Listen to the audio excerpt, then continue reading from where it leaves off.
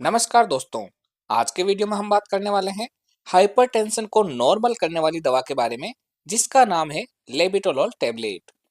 आज हम जानेंगे कि ये दवा कौन सी कैटेगरी की है, इसके कौन कौन से पॉपुलर ब्रांड नेम मार्केट में आते हैं, इस टेबलेट का उपयोग कहाँ कहाँ किया जाता है, इसके क्या क्या साइड इफेक्ट है, इस टेबलेट को कितनी मात्रा में वे कब लेने की सलाह दी जाती है और इसे लेते समय क्या क्या सावधानियां रखनी चाहिए।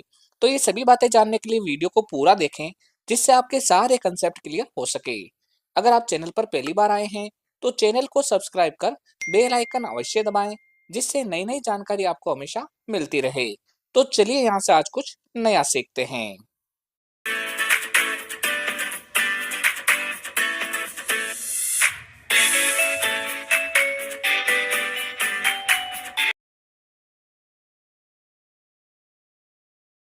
दोस्तों, लेबिटोलोल एक नॉन सेलेक्टिव बीटा ब्लॉकर दवा है जो कि बीटा 1 व बीटा 2 रिसेप्टर को ब्लॉक करती है, साथ ही अल्फा रिसेप्टर को ब्लॉकिंग भी करती है। इसी कारण से इस टेबलेट का प्रयोग डायस्टोलिक प्रेशर तथा सिस्टोलिक प्रेशर दोनों को ही नॉर्मल करने के लिए डॉक्टर द्वारा लिया जाता है। ये दवा मार्केट में लेबिटोलोल टेबलेट तथा लेबिटोलोल इंजेक्शन दोनों ही फॉर्म में मिल जाती है, लेकिन इस वीडियो में हम सिर्फ लेबिटोलोल टेबलेट के बारे में ही बात करेंगे। लेबिटोलोल टेबलेट 50 मिलीग्राम, 100 मिलीग्राम तथा 200 मिलीग्राम की अलग अलग स्ट्रेंथ में मार्केट में मिल जाती है। साथ ही ये टेबलेट फिल्म कोटेड फॉर्म में रहती है, इसीलिए इसे तोड़कर प्रयोग में नहीं लेना चाहिए, सीधे ही पानी के साथ निगलकर इसको प्रयोग में लेना चाहिए। दोस्तों, अगर हम लेबिटोलोल टेबलेट के पॉपुलर ब्रांड नेम की बात करें तो वो है सन फार्मा का लेबीबेक टेबलेट, मर्क्यूरी लेबोरेटरीज का ग्रेविडोल 100 टेबलेट, हीलिंग फार्मा का लेबिटा टेबलेट, समर्थ लाइफ साइंसेज का लोबेट टेबलेट, नियोन लेबोरेटरीज का लेबलोल टेबलेट व मेयर ऑर्गेनिक्स का प्रेग्नासेप टेबलेट। इसके अलावा भी ये दवा आपके एरिया वाइज व डॉक्टर वाइज अलग अलग ब्रांड नेम से मिलेगी। आप इसकी जेनेरिक फॉर्म यानी कि लेबिटोलोल के नाम से आने वाली दवा भी खरीद सकते हैं। जेनेरिक फॉर्म भी उतनी ही इफेक्टिव है जितनी की ब्रांडेड फॉर्म। अगर हम लेबिटोलोल टेबलेट के उपयोग की बात करें तो जैसा कि हमने शुरुआत में ही जाना था कि ये एक बीटा ब्लॉकर तथा अल्फा ब्लॉकर है, तो इसका उपयोग ब्लड प्रेशर को नियंत्रित करने में किया जाता है। यदि किसी व्यक्ति का ब्लड प्रेशर हाई हो गया हो यानी कि उसे हाइपरटेंशन कंडीशन हो, तो उसे नॉर्मल लाने के लिए इस दवा का प्रयोग किया जाता है। साथ ही यदि किसी व्यक्ति के हार्ट का ऑपरेशन हुआ हो तो उसे ये टेबलेट बीपी को नॉर्मल रखने के लिए रेगुलर दी जाती है।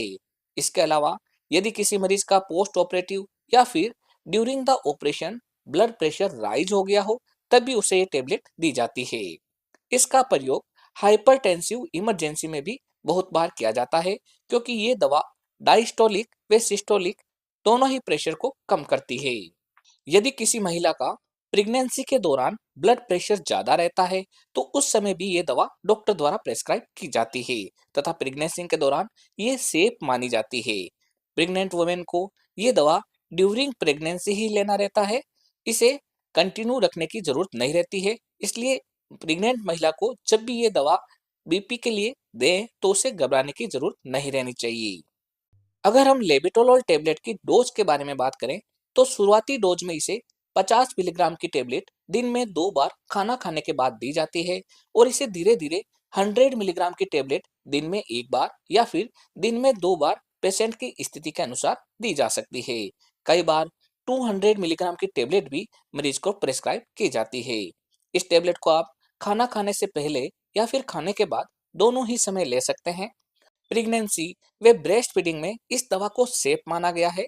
इस दवा को लेते समय एल्कोहल का सेवन बिल्कुल नहीं करना चाहिए। ये दवा कई दवाओं के साथ में इंटरेक्शन करती है, इसीलिए जब भी ये दवा लें तो आपको अपनी मेडिसिन हिस्ट्री डॉक्टर को अवश्य बतानी चाहिए। अगर हम लेबिटोलोल टेबलेट के साइड इफेक्ट के बारे में बात करें तो इसकी वजह से लो बीपी होना, जब आप खड़े हो तब लो बीपी होना, हेडेक होना, डिजीनेस होना, नोजिया होना, डिस्पेप्सिया होना, नेजल कंजेशन होना, ब्रीथिंग में प्रॉब्लम होना, वर्टिगो आना आदि हो सकते हैं। ये वाले साइड इफेक्ट या फिर इसके अलावा और भी कोई साइड इफेक्ट लगे तो तुरंत इस दवा को बंद कर अपने डॉक्टर की सलाह लेनी चाहिए। तो दोस्तों, ये थी जानकारी लेबिटोलोल टेबलेट के बारे में। जब भी कोई दवा लें तो अपने डॉक्टर की सलाह से ही लें।